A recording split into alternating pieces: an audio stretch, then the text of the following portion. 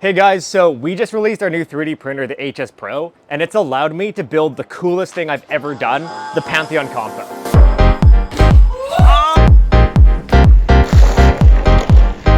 Our engineering team and I have been messing with motorcycles for as long as we can remember, and they've always been our test platform for new additive tech. And for years we wanted to build, a bike that we can go race at Laguna Seca or take to the desert and do like the Baja 1000 on. And I know this isn't quite there, but this is so much closer than we could have ever imagined today. Designing a 3D printable motorcycle that you could actually go outside and thrash was no easy feat. There's a ton of weird design quirks on this to make it possible. Like you can even see right here this weird linkage fork that we took from like a 1920s design. I had a blast building and testing this with my team, and I hope you guys have as much fun watching it as I did doing it. All right, so we're like halfway through a bunch of the part prep right now. I've got all my heat sets in this guy. You're working on support removal and reaming. Yeah.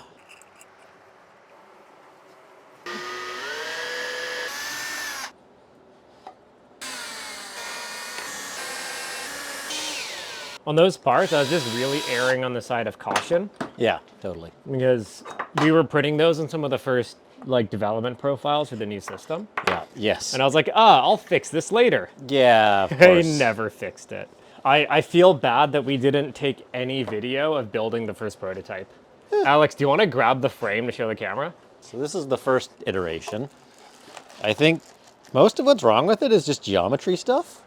But like...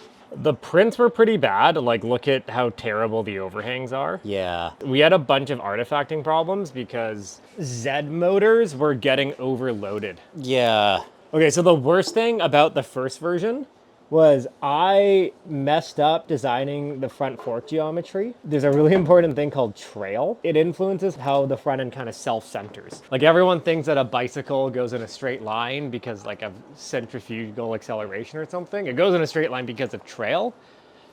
You want somewhere between 60 to 120 millimeters, and that frame had 9.5. It did not want to go straight. I think, Miles, you rode it, right? Yes. And like your first time on it, it felt like it wanted to fall over. Yes. It, At any speed. unsafe at any speed. Yes, very twitchy. Yeah, but it was like a jet fighter. It was dynamically unstable.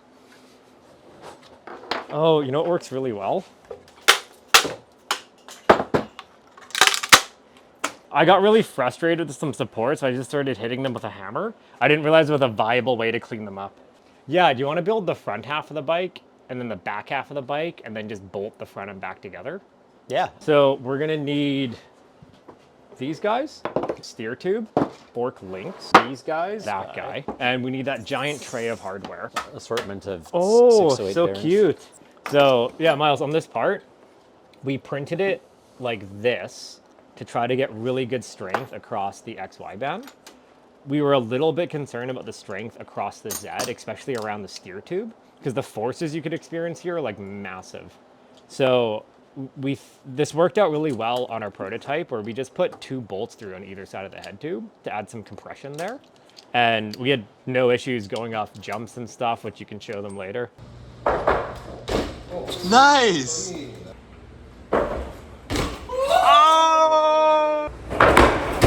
Oh! And just Loctite everything. Like everything vibrates so much. And then this guy goes onto the bottom here. Yes. Which is the most annoying part of this entire assembly. the race of the bear.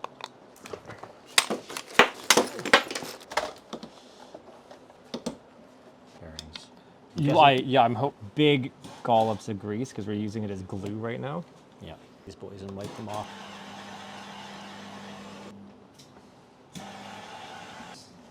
Go here.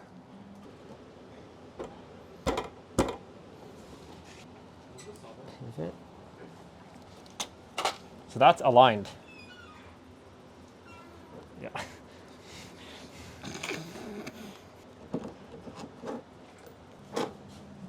Okay.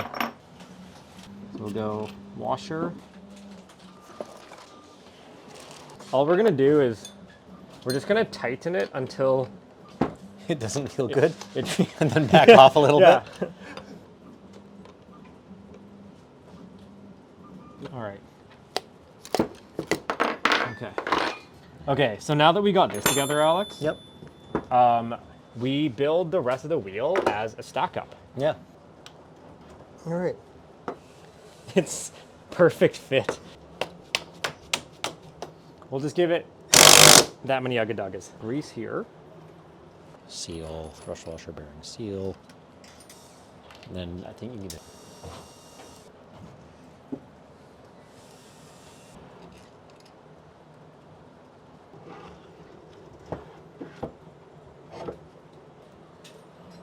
Thrust washer.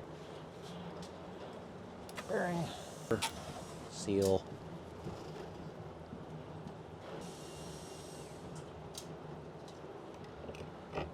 Two big washers, or one big washer. Tension all of this stuff together. Yep. Okay. I'm getting lazy and tired, so we're just gonna ugga-dug everything instead of torque it properly. And I'm gonna start cleaning up your seals and thrust bearings. Perfect. There's a surprising amount of glitter in the grease. Don't say that on camera. Yep. So we go little washer, bolt, Yep. and then on here we go thrust washer, Yep. grease, thrust bearing, grease, seal, grease, thrust washer, grease, thrust bearing, seal, grease. Dog bone? Yes. Okay. Sweet. All right, sweet. So we forgot to print seals for these bearings, so we're gonna just hope that because the bearings are chonky, it'll be okay. We'll do the same thing on the other side. Okay, we're good. So it should just kind of Glide barely on in. slip Yep. on. And then Let me grab the head tube.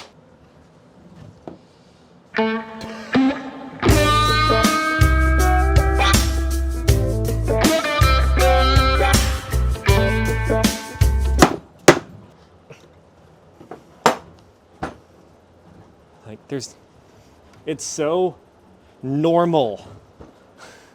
Fancy washer, swing arm, washer.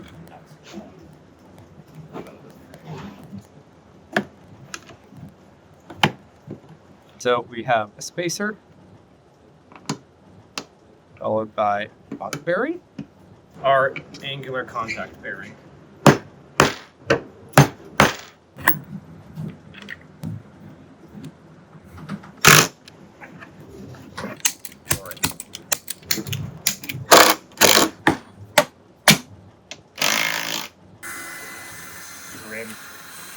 like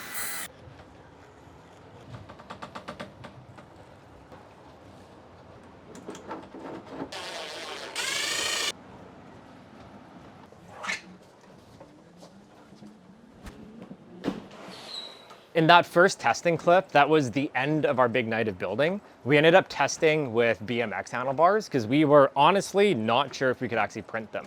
They're such a high load component that before those BMX bars, we actually bent a pair of like random handlebars we had.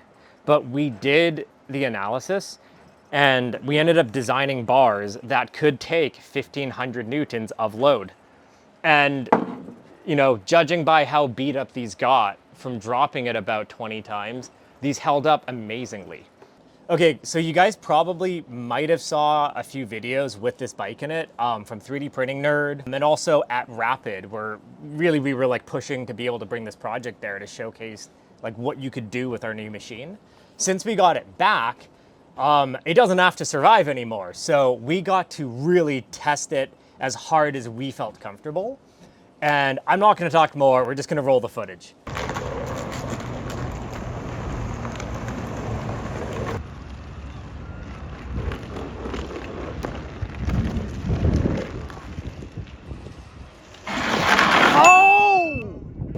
Maybe we should keep these loose so they flag up.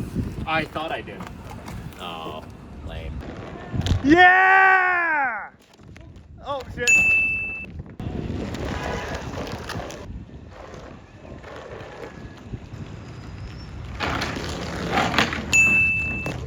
they're getting shaped Yeah. solid.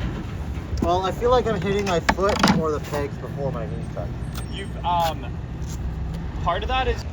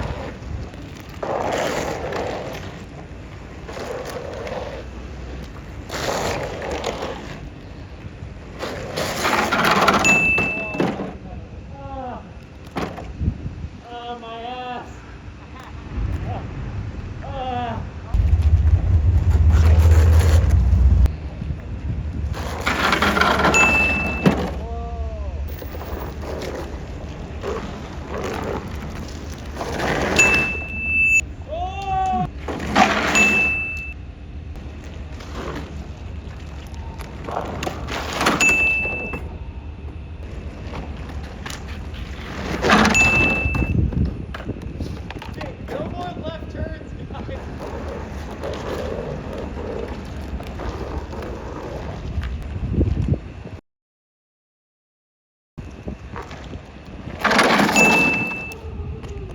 This project has gone completely out of scope. You know, initially this was supposed to be just like a demo project for a new HS-Pro printer, just to flex and show off how strong our composite nylon parts are. With our testing, it held up great. The only thing that we had to replace was the peg bar, not from, you know, failure, but it just got worn down from sliding on it so much.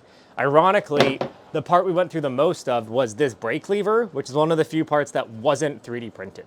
Next is going to be a bit of off-road riding, just to see, you know, if we can actually like hit some big jumps on this and not have it explode.